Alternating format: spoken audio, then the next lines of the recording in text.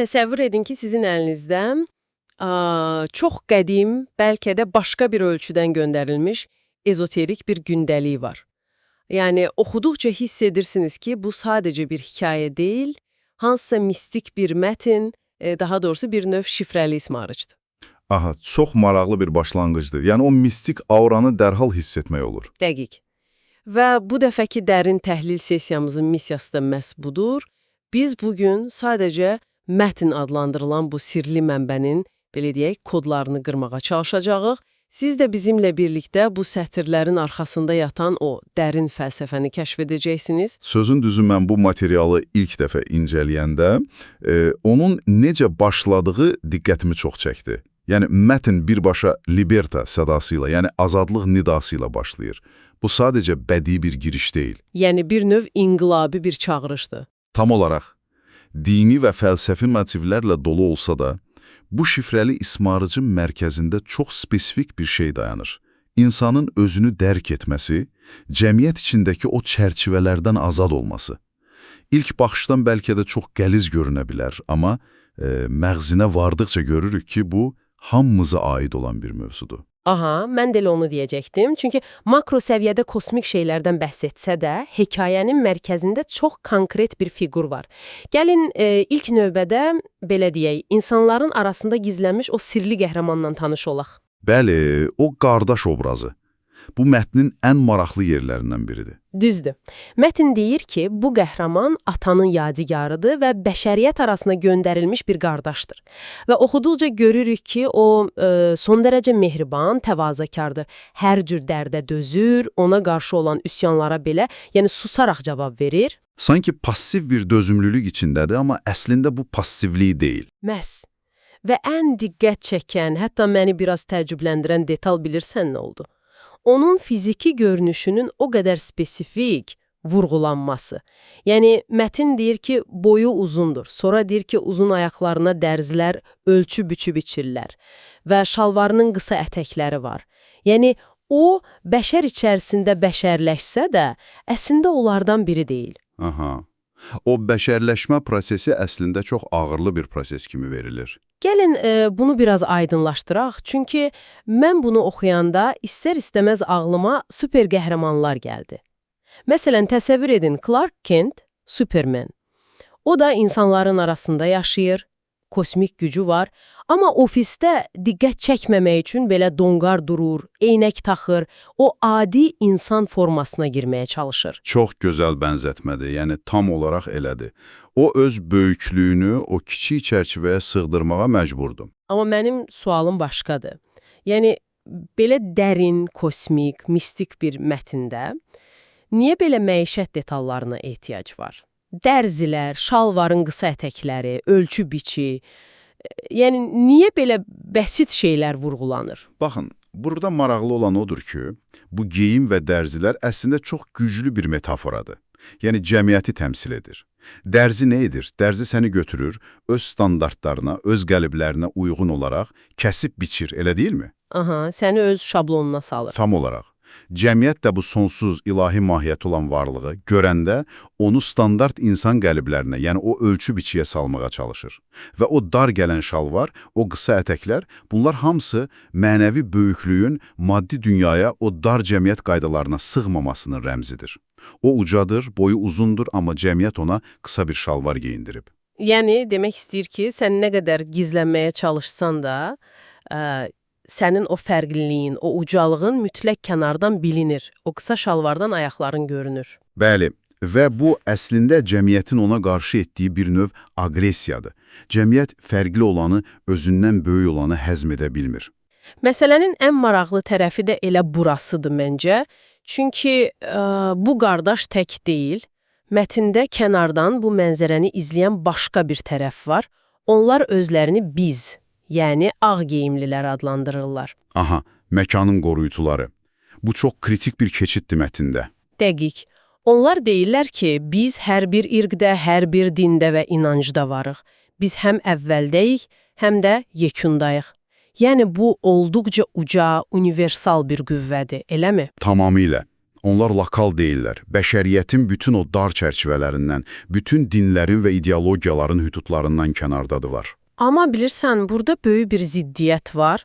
Mən həmişə düşünmüşəm ki, əgər bir varlıq bu qədər ucadısa, bu qədər pakdısa, o çox təmkinli olmalıdır. Yəni, hər şeyə sevgi və sükutla yanaşmalıdır. Amma bu ağ geyimlilər dəhşətli dərəcədə qəzəblidirlər. Bəli, mətndə o qəzəb çox açıq hiss olunur. Yəni, onlar yer kürəsinə, insanlara az qala lənət oxuyurlar. Deyirlər ki, yer kürəsinə qarğış olsun.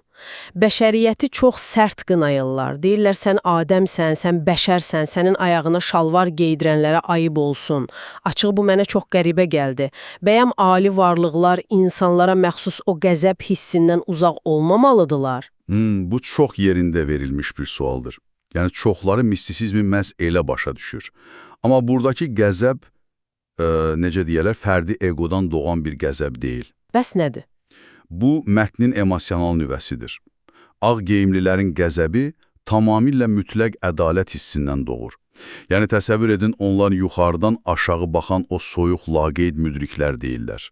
Onlar günahsızlığın, mütləq paklığın yer üzündə bu cür əziyyət çəkməsinə dözə bilmirlər. Bu kosmik bir haraydır. Aha! Yəni, bu qəzəb əslində sevgidən və şəfqətdən irəli gəlir. O, qardaşa edilən haqsızlığa dözə bilmirlər. Tam olaraq. Onlar görürlər ki, bəşəriyyət, yəni o dərzilər, o ilahi potensialı necə məhv etməyə çalışırlar. Və sən bəşərmisən deyəndə, əslində insanın öz mahiyyətindən nə qədər uzaqlaşdığına işarə edirlər. Yəni, insan olmaq bu deyil axı. Aydındır. Yəni, bəzən ən böyük ucalıq, haqsızlıq qarşısında susmaq yox, o haqsızlığa qarşı qəzəblənməyi bacarmaqdır. Bu detal doğrudan da dərindir. Amma mətnin ortasında mənzərə yenidən dəyişir. Bəli, səs dəyişir. Dəqiq. Artıq o ağ geyimlilər kənardan danışmırlar. O seçilmiş qardaşın özü səsini çıxarır və çox maraqlı bir cümlə ilə başlayır. Bismillah. Mən kim olduğumu bilmirdim. Yəni, o, yer üzünə gələndə əslində heç nə xatırlamır və deyir ki, mən həqiqəti birdən yox, yaddaşlar ilə etaplarla dərk etdim. O etaplarla sözü burada çox açar rolunu oynayır. Mən bunu oxuyanda bilirsən, nə düşündüm? Sanki kimsə amneziya yaşayıb. Və ya təsəvvür edin bir kompüter oyununun ortasındasınız. Oyuna girmisiniz, amma heç bir təlimat yoxdur. Bilmirsiniz missiyanız nədir, qabiliyyətləriniz nədir və etap-etap oynadıqca kim olduğunuzu xatırlayırsınız. Çox, belə deyə, aktual bir bənzətmədə o kompüter oyunu məsələsi, yəni tam olaraq elədir. Dərk prosesi heç vaxt bir anın içində baş vermir. İnsan o mənəvi qatları yavaş-yavaş yaşadıqca, bəzən əziyyət çəkdikcə açır və hər açılan qat ona o itirilmiş yaddaşın bir parçasını qaytarır. Amma mənim üçün bu hekayənin zirvə nöqtəsi başqa bir ifadə oldu. Qəhrəman yaddaşını geri qaytarandan sonra belə bir kritik cümlə işlədir. Alnımı möhrə danlamadım, mən özümü danladım. Yəni, bu möhür sözü yəqin ki, dini ritual mənasında işlənir, eləmi? Mən başa düşmək istəyirəm, alnını möhrə deyil, özünü danlamaq nə deməkdir? Baxın, bu an əslində qəhrəmanın ən böyük aha anıdır. Mütləq oyanış nöqtəsidir. Burada möhür simvolikdir. O sadəcə gildən olan bir əşya deyil. O bütün ənənəvi dini ritualların, cəmiyyətin bizə sırıdığı xarici inancların rəmzidir. Yəni, biz həmişə nə edirik? Uğursuzluğa düçar olanda ya da nəsə istədiyimiz kimi getməyəndə günahı kənar qüvvələrdə görürük. Aha, deyirik ki, qismət beləymiş və ya cəmiyyət məni bu hala saldı. Bəli, ya da ritualı düz eləmədim, ona görə Tanrı məni cəzalandırdı. Amma bu qəhrəman nə edir? O deyir ki, yox, mən öz məsuliyyətimi hansısa möhrün, yəni xarici bir inancın üzərinə atmıram. O dar şalvarı geyindiyi üçün, səssiz qaldığı üçün özünü günayır. Şəxsi məsuliyyətini tam olaraq qəbul edir. Doğrudan da çox güclü bir fəlsəfədir. Yəni, adam deyir ki, mənim azadlığım, o liberta deyilən şey, məhz özümlə üzləşdiyim an başlayır. Elədir. Və o andan etibarən o artıq əzilən bir qardaş deyil. O öz gücünü dərk etmiş bir varlıqdır. Fikir vermisinizsə, mətndə bundan dərhal sonra çox spesifik bir ad və titul çəkilir. Aha, bəli. Mən də onu soruşacaqdım. O deyir ki, Vahid Rızayevin İşıq oğlu kainat dövrandadır, axırıncı qayıdış və yekun ağ geyimli. Yəni bir tərəfdə kosmik, qlobal, axırıncı qayıdış və kainat dövrandadır kimi ifadələr var. Digər tərəfdə isə Vahid Rızayev kimi çox adi, lokal insan adı. Bu ikisi necə bir araya gəlir? Bu, əslində kosmik olanın, o sonsuz gücün məhz insan bədəninə, yer reallığına endiyini göstərir. Yəni, bu böyük missiya sadəcə səmalarda, buludların üstündə baş vermir. O, konkret bir dövrə, bəlkə də müəllifin məhz öz daxili reallığına enir. Axırıncı qayıdış, o siklin, yəni özünü axtarış prosesinin tamamlanmasıdır. O artıq o yaddaşını bərpa edib və tam olaraq yekun ağ geyimli olub. Aydındır. Yəni o artıq o mərhələni keçib və sonda da belə bir epik ifadə işlədir. Əlim böyükdür, yolum böyükdür, mətni kəsirəm. Yəni, başlanğıcda cəmiyyət, dərzilər onu kəsib biçirdi. Amma indi o deyir ki, yox, mətni mən kəsirəm, reallığı mən formalaşdırıram. Tam olaraq, o, passiv qurbandan aktiv yaradıcıya çevrilir. O, qaydaları artıq özü dikta edir. Mətni kəsirəm ifadəsi, cəmiyyətin ona yazdığı ssenarini qırıb atmaq deməkdir. Bu, doğrudan da çox heyrətamizdir. Yəni, baxın, bəs bütün bunlar dinləyicimiz üçün nə deməkdir? Yəni, sizlər üçün, bizi dinləyən insanlar üçün. Biz yəqin ki, hansısa başqa ölçüdən gəlmiş kosmik ağ geyimlilər deyilik. Yəqin ki, yox. Amma digər tərəfdən o cəmiyyətin bizə biçdiyi qısa şalvarlara sığınmamaq, o daxili potensialımızın boğulması hissi hamımıza çox tanışdır. İnsan işdə, ailədə, cəmiyyətdə həmişə o dərzilərin qayçısını öz üzərində hiss edir. Bəli, hər kəsin içində bir uzun boylu potensial var, hansı ki standartlara sığmır. Və biz o potensialı dərk edəndə, eyni ilə bu qəhrəman kimi cəsarətli olmalıyıq.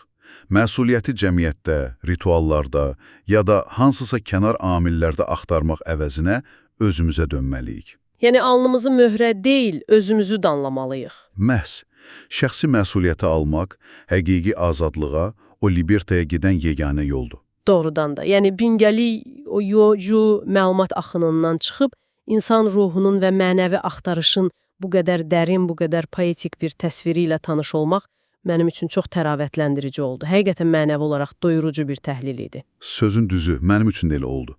Bu cür mətnlər insanın içini ayna tutur. Dəqiq.